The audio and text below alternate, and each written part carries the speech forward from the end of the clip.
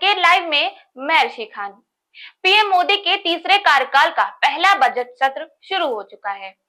आज बजट सत्र के पहले दिन वित्त मंत्री निर्मला सीतारमण का अचानक माइक बंद हो जाता है, जिस पर वो विपक्ष पर तंज भी कसती हैं, जिसकी इंटरनेट मीडिया पर खूब चर्चा हो रही है। दरअसल निर्मला सीतारमण केरल के तिरुवनंतपुरम के कांग्रेस सांसद शशि थरूर के सवाल का जवाब दे रही थी। इसी दौरान उनका अचानक माइक बंद हो जाता है। शशि थरूर ने दिवालियापन न्यायाधिकरणों में स्टाफ की कमी का मुद्दा उठाया था। Mr. Speaker, the Honourable Minister has given us a kind of laundry list of initiatives, but she's overlooked a very crucial issue, sir, which is that 67% of the pending litigation cases relating to insolvency have exceeded the 270-day time frame, precisely because there has been no attention paid to the staffing levels of the NCLAT, sir. For example, all the southern states, all 5 southern states and 2 UTs, we have 1 NCLAT in Chennai. And there, sir, according to a media report, the bench has 1 stenographer who doubles up as PA to the technical member, and the registrar sits in Delhi.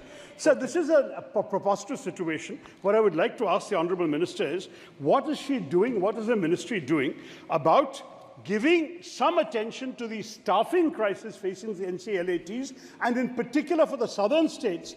Would she be willing to consider a separate NCLAT for a state like Kerala, where our cases are pending for so long, sir? जवाब में वित्त मंत्री निर्मला सीतारमण देश में कारोबार को आसान बनाने के विभिन्न कदमों का उल्लेख करती हैं। उन्होंने कहा कि एनसीएलटी में नियुक्तियों के मुद्दों को लेकर गंभीर रूप से सोचा जा रहा है। Sounds very interesting to say I've given a laundry list, but we have done so many reforms, so we need to list it all. And I appeal to the honourable member to read it so that he can differentiate between a typical laundry list and a list of actions taken for reforming the process. Honourable Member Shashi Tharoor should actually differentiate between a laundry list and the list of reforms undertaken by us. So with that said, sir, and with that said, I quite agree with the Honourable Member. Staffing and filling up the vacancies of NCLT and NCLAT is a challenge which we are trying to meet. We are certainly conducting periodically interviews and also advertising for positions and working with the Supreme Court so that we get the right members to appoint them in the various company law tribunals. Yes, it is the truth that there is only one NCLAT, and that is located in Tamil Nadu. I'm sure for now at least, the southern states would find that it is not located in the north and it is in Chennai, and therefore for now at least NCLAT in Chennai would serve the purpose. However, I do appreciate that we need to have greater number of appellate tribunals, but this is not something which I can just do. Oh, sir, my mic is off. So it's not only the opposition members' mics which are getting off, even mine is off, if that satisfies you. Sir, but my answer is not complete. NCLT, both NCLT and NCLAT appointments are being taken up seriously by all of us. We are trying to fill it speedily. Let me assure the member that filling up these positions are happening with greater sense of urgency. और पर्याप्त staff की व्यवस्था का प्रयास जारी है। सरकार इस मामले में सुप्रीम कोर्ट के साथ भी काम कर रही है। वित्त मंत्री निर्मला सीतारमण ने कहा कि अधिक संख्या में न्यायाधिकरणों की आवश्यकता है। सीतारमण कहती हैं कि अधिक अपीलीय न्यायाधिकरणों की आवश्यकता है। इसी दौरान उनका माइक बंद हो जाता है। This is not something which I can just do. Oh, sir, my mic is off. So it's not only the opposition members' mics which are getting off, even mine is off. Nirmala Sitharaman Lok Sabha अध्यक्ष ओम बिरला से कहती हैं कि मेरा mic बंद हो गया है। सिर्फ विपक्ष का ही माइक नहीं बंद होता है, देखिए मेरा भी बंद हो गया। और विपक्ष की तरफ इशारा करते हुए कहती हैं कि अब आपको संतुष्टि मिल गई होगी। वित्त मंत्री के इस तंज पर कई सांसद हंसने भी लगते हैं। संसद के बजट सत्र की शुरुआत हंगामेदार रही। मंत्री जी ने सबकी कमियों की बात की, लेकिन खुद की नहीं की। राहुल गांधी और अखिलेश यादव ने नीट मामले में धर्मेंद्र प्रधान को घेरा। नीट यूपी पेपर लीक मामले में कांग्रेस सांसद और लोकसभा में विपक्ष के नेता राहुल गांधी ने कहा कि लाखों छात्र चिंतित हैं। उन्हें लगने लगा है कि भारत की शिक्षा प्रणाली फ्रॉड है, ये एक धोखाधड़ी है। लाखों लोगों को ऐसा लगने लगा है कि जो अमीर है, जिसके पास पैसा है, वो भारत की शिक्षा प्रणाली को खरीद सकता है और विपक्ष की भी कुछ यही भावना है। It's obvious to the whole country. It's obvious to the whole country that there is a very serious problem in our examination system. This is not just a question of NEET, it is in all the major examinations. Now, the minister has blamed everybody except himself. Right? I don't even think he understands the fundamentals of what is going on here. आप प्रश्न क्या है आपका? आ रहा हूं sir. Sir ये मैं question को सेटअप कर रहा हूं। इसलिए प्रश्न पूछते हैं। ये the issue is that there are millions of students in this country who are extremely concerned at what is going on and who are convinced that the Indian examination system is a fraud. That is what is at stake here. Millions of people believe that if you are rich and if you have money, you can buy the Indian examination system. And by the way, and this is the same feeling that the people in the opposition have. And that is why we are asking some very simple questions to Honorable Minister. Number one, as this is a systemic issue, what exactly are you doing to fix this issue at a systemic level? Yes.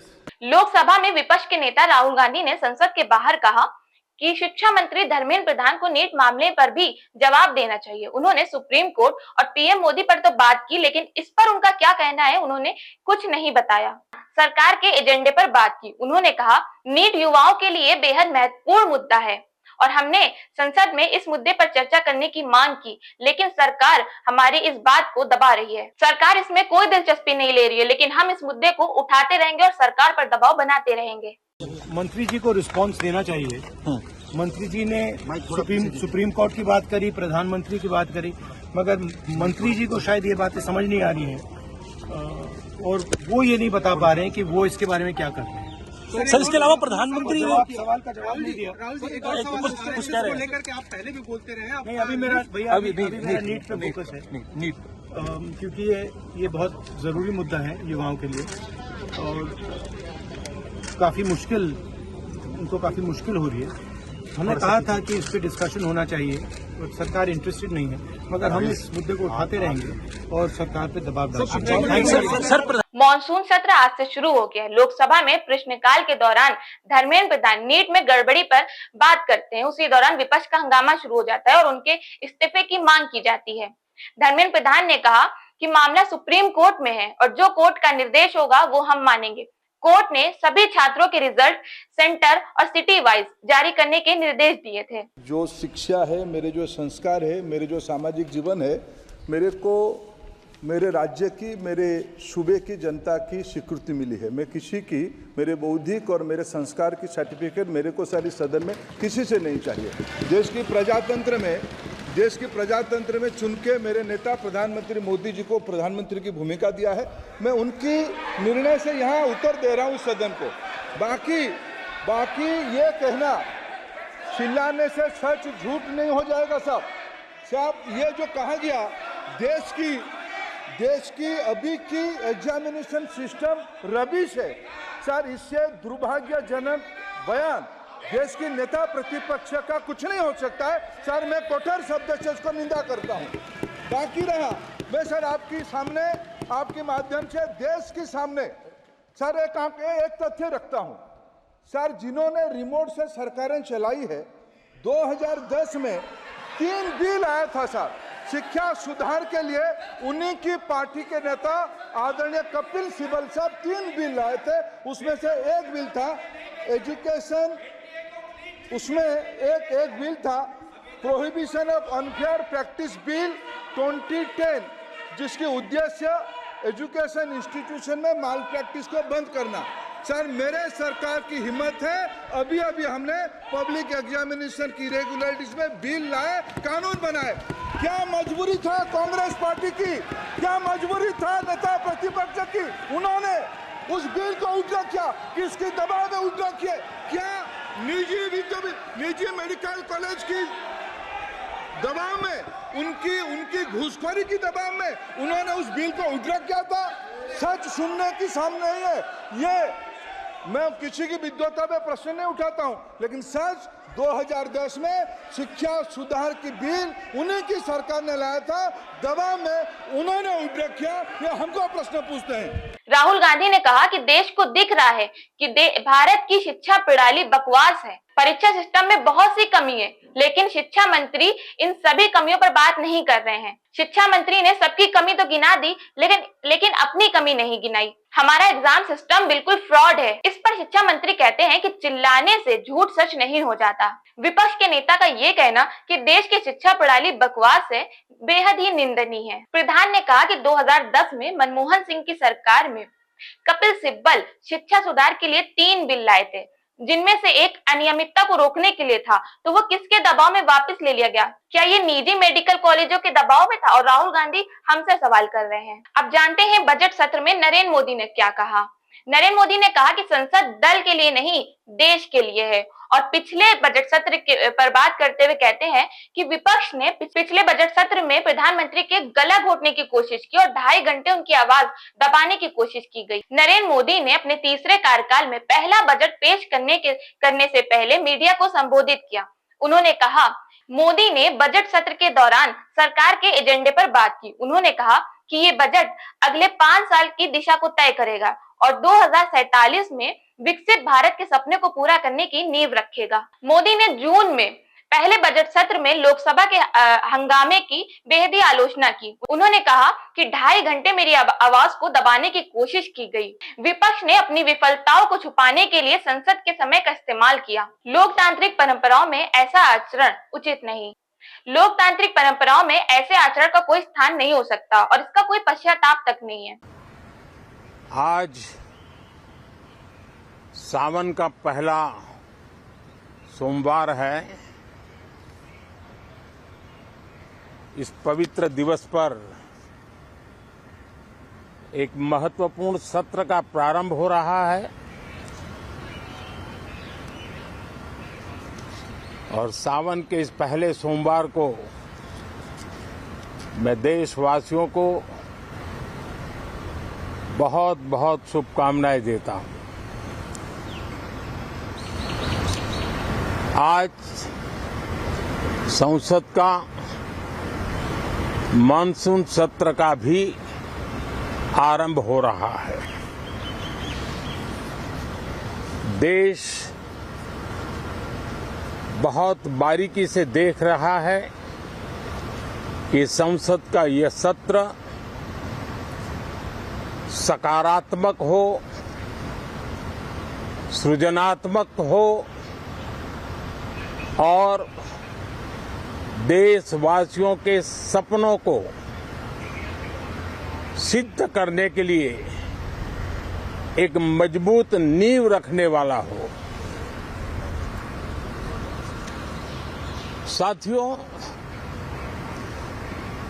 Bharat के लोकतंत्र की जो गौरव यात्रा है, उसमें ये एक महत्वपूर्ण पड़ाव के रूप में मैं देख रहा हूं।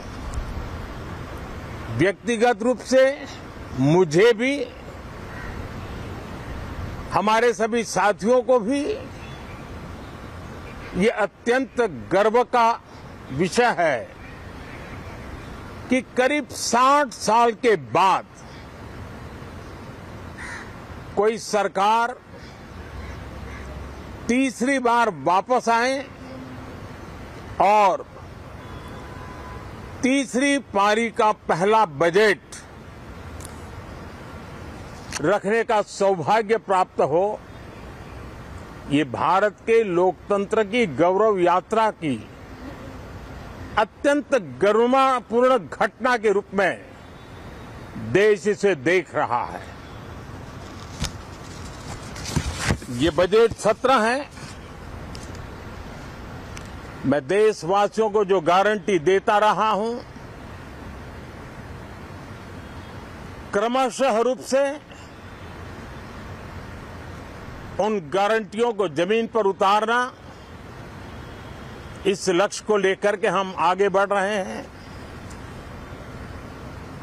ये बजट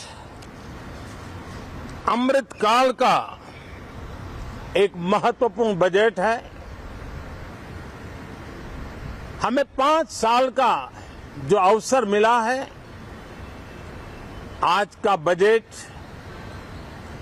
हमारे उन 5 साल के कार्य की दिशा भी तय करेगा। और ये बजट 2047 जब आजादी के 100 साल होंगे, तब विकसित भारत का जो हमारा सपना है, उस सपने को पूरा करने की मजबूत नींव वाला बजट लेकर के हम कल देश के सामने आएंगे। हर देशवासी के लिए एक गर्व की बात है कि भारत बड़ी इकोनॉमी वाले देशों में सबसे तेज गति से आगे बढ़ने वाला देश है।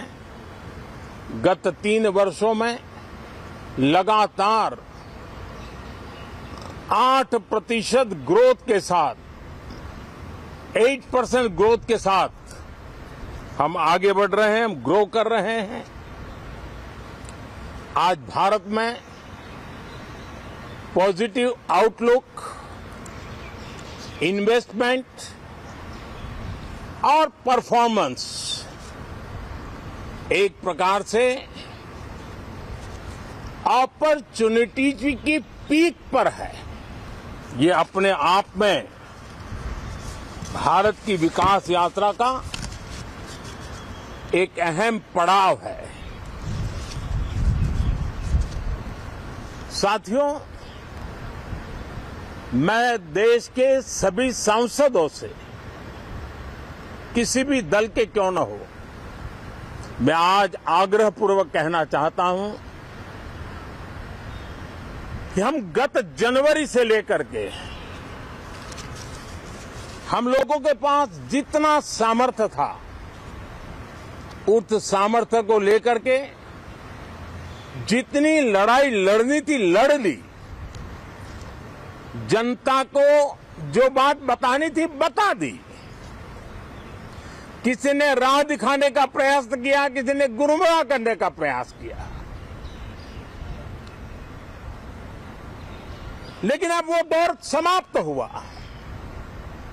देशवासियों ने अपना निर्णय दे दिया। अब चुने हुए सभी सांसदों का कर्तव्य है, सभी राजनीतिक दलों की विशेष जिम्मेवारी है कि हमने दल के लिए जितनी लड़ाई लड़नी थी लड़ ली। अब आने वाले 5 वर्ष के लिए हमें देश के लिए लड़ना है, देश के लिए जूझना है, एक और नेक बनकर के जूझना है।